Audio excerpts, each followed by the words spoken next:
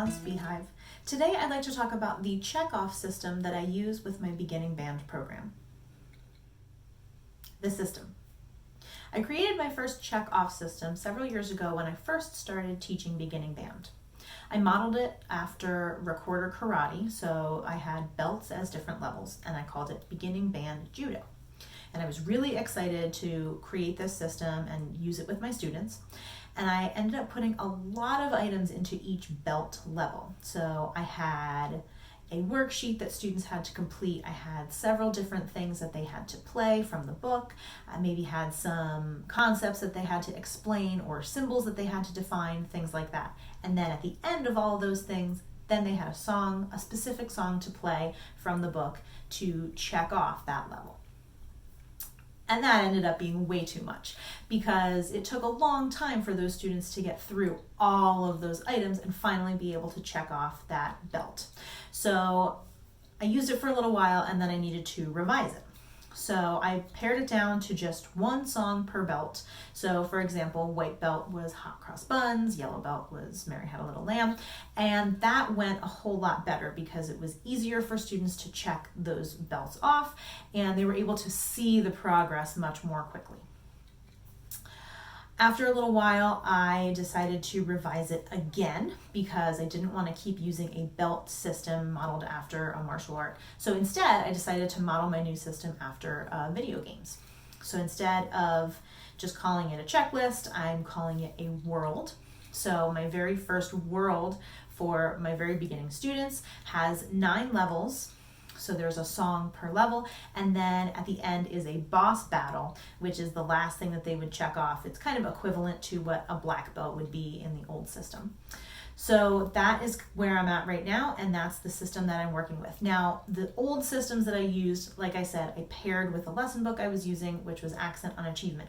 The newest system that I've created is meant to stand alone, and it doesn't have to be used with any specific lesson book. But it can be used with most because most of the songs are in there. The implementation. So at the beginning of a school year, I will have pages for this system printed out for the students to put into their binder. So that happens almost right away. I explain the system and then we just get started. For the new system that I've just created, the first 2 levels are not necessarily playing based. The first level is more of identification for all of the symbols that students need to be familiar with when they're reading music. So what's the staff, the clef, time signature, key signature, things like that. And then the second level is specifically rhythm based. So they will play it on their instrument, but they're going to choose a note to play and then play this rhythm exercise. And then from there, I have familiar songs for each of the other levels. So once students start to get familiar with their first 5 notes on their instrument, then they start to play some familiar songs that can measure how well they're doing those things. I usually have some kind of avatar for the students. So in the past, I've done clothespins, really simple, with their name written on it.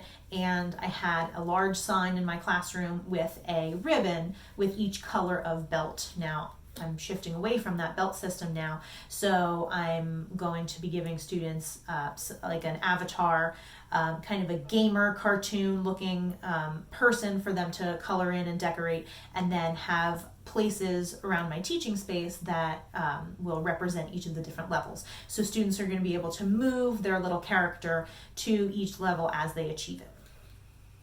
In my band program, I see my students for 30 minutes a week, which is not a lot of time.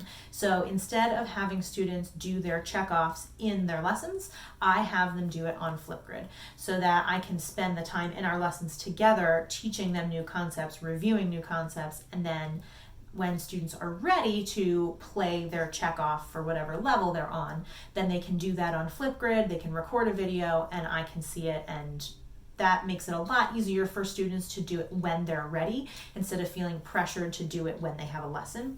And it gives me a little bit more time to really watch the video and give thoughtful feedback. And it just works really well for us. Now, if I have a student that doesn't have access to the internet at home or some other situation, then I always make sure that I can accommodate for those students.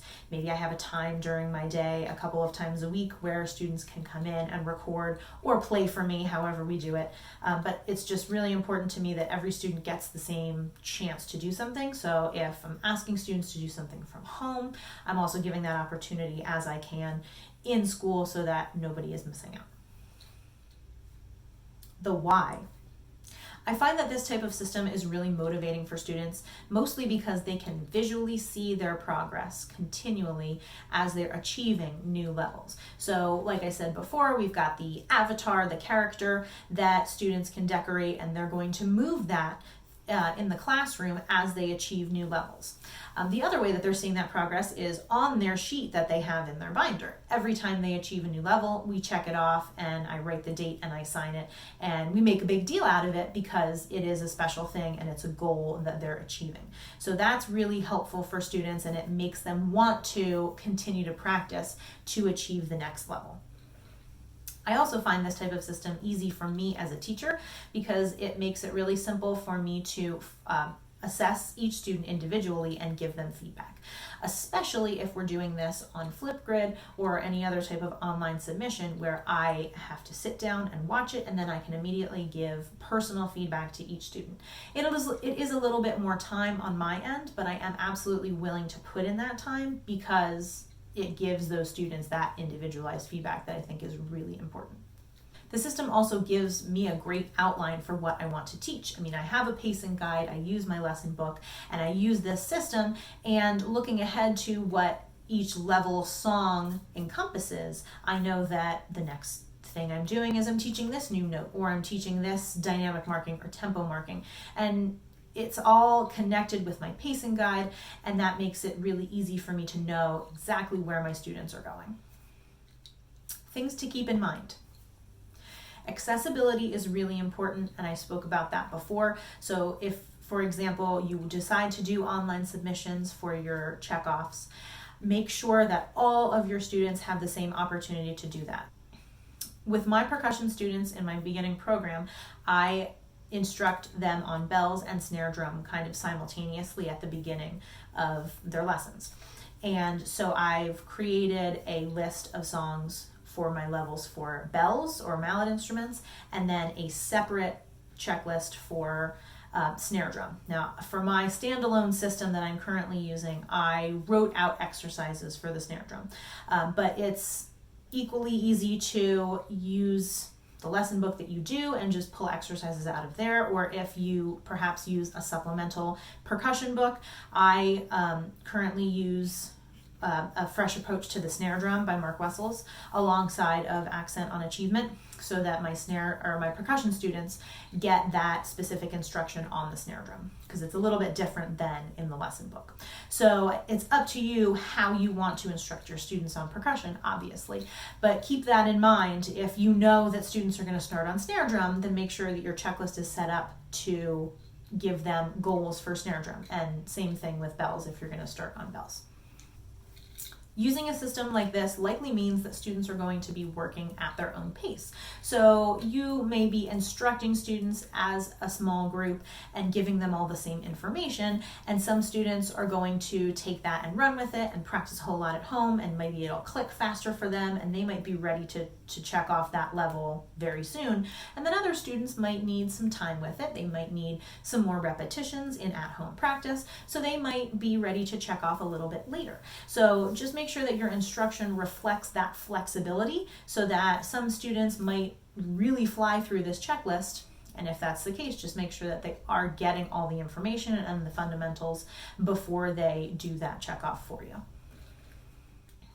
I'm so happy to share the details of my program, especially with this system, and I hope that you can take something away from this and hopefully use some type of system like this in your program if you like it and it works for you. whether that means using a system that somebody else has created for your lesson book, using a system that you've created, or if you'd like to use the system that I've created.